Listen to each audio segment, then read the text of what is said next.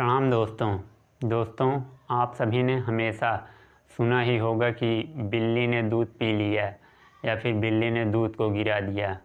सुना ही क्या, देखा भी होगा अक्सर बिल्ली को दूध पीते हुए अपने किचन में या फिर दूध के पीछे परेशान होते हुए बिल्ली को। लेकिन मैं आपसे कहूं कि एक बिल्ली ऐसी थी जो दूध से डरती थी। वह दूध नहीं पीती थी, बल्कि दूध का कटोरा देख लेती थी तो उससे दूर भाग खड़ी होती थी। तो जी हाँ दोस्तों, एक ऐसी बिल्ली है और यह बिल्ली थी विजयनगर साम्राज्य के जो महाराज कृष्णदेव राय थे, उनके जो तेनालीराम थे उनके राज्य में, उनके पास। तो चलिए इस कहानी को हम शुरू करते हैं। एक बार विजयनगर साम्राज्य में चूहों का आतंक बहुत बढ़ गया, मतलब बहुत ज़्यादा चूहे हो गए थे उनके राज्य में और बहुत नुकसान फैला रहे थे। तो महाराज को यह बात पता चली, तो उन्होंने अब 1000 बिल्लियों को पालने का निश्चय किया। अब उन्होंने आदेश दिया कि 1000 बिल्लियाँ मंगवाई जाएं।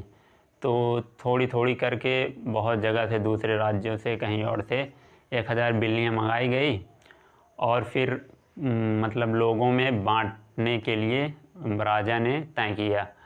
तो उन्होंने यह भी तय किया कि जिसको बिल्ली दूंगा उसे एक गाय भी दूंगा, ताकि उस बिल्ली को पालने के लिए उस गाय का दूध इस्तेमाल किया जा सके, मतलब बिल्ली को गाय का दूध पिलाया जा सके।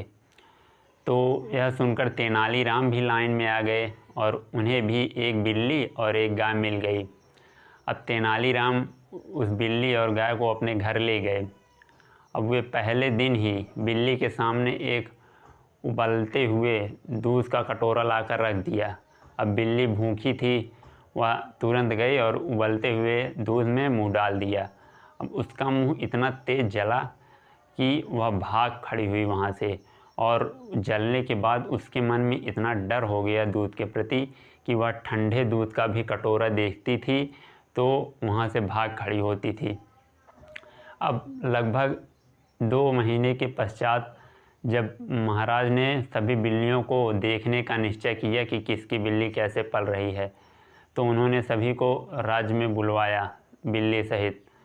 तो सबकी बिल्लियां तो दूध पी पी कर मोटी ताजी हो गई थी, लेकिन तेनालीराम की जो बिल्ली थी वो एकदम सूख कर कांटा हो गई थी और वे सभी बिल्लियों में बहुत अलग दिख रही थी एकदम।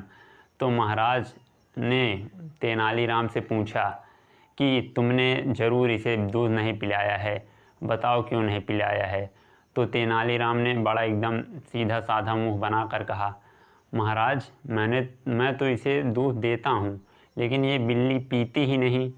तो महाराज ने कहा, ऐसा कैसे हो सकता है, चलो फिर एक कटोरा दूध का मंगाया जाए।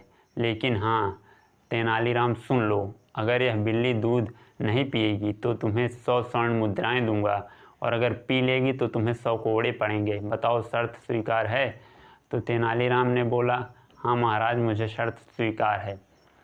तो एक कटोरा लाया गया। महाराज ने बिल्ली को अपनी गोद में उठाया और कटोरे के सामने ले गए। तो बिल्ली ने दूध वाला कटोरा देखा तो वह डर के भाग खड़ी हुई। अब महाराज को यह थोड़ा सा आश्चर्य लगा। अब उन्होंने तेनालीराम से कहा कि मैं इस बिल्ली का निरीक्षण करना चाहूँगा। तो तेनालीराम ने कहा, ठीक है महाराज, कर लीजिए। तो महाराज ने देखा कि बिल्ली का मुंह नीचे साइड जला हुआ था, मतलब जले का निशान था। तो महाराज समझ गए। तो उन्होंने कहा तेनालीराम से, तुमने इसे उबलता हुआ दूध पिलाया है ना, इसीलिए यह बिल्ली डर रही है। तो तेनालीराम ने कहा कि महाराज, यह तो राजा का कर्तव्य है कि वह बिल्ली को दूध उपलब्ध कराने से पहले यह देखे कि उसके राज्य में मनुष्य के बच्चों और उनके माता पिता को दूध उपलब्ध है या नहीं, तब वह बिल्ली को दूध उपलब्ध कराए। तो यह सुनकर महाराज एकदम समझ गए कि तेनालीराम क्या कहना चाह रहे हैं, और उन्होंने वह 100 स्वर्ण मुद्राएं तेनालीराम को दी। लेकिन हाँ, यह भी कहा कि जानवरों के साथ ऐसा निर्दयी भाव नहीं रखना चाहिए। दोस्तों, इस प्रकार अभी तेनालीराम उन्हें महाराज से सीधा बताने का प्रयत्न करते कि लोगों को खाने को नहीं मिल रहा है हमारे राज्य में, कुछ लोगों को तो ये महाराज ऐसे नहीं समझते, लेकिन तेनालीराम ने अपने दिमाग से महाराज को सारी बात समझा दी। धन्यवाद दोस्तों, कहानी पसंद आई हो तो वीडियो को लाइक करें और चैनल को सब्सक्राइब करें, ताकि आप ऐसे ही और आगे नई आने वाली कहानियों को सुन सकें। धन्यवाद।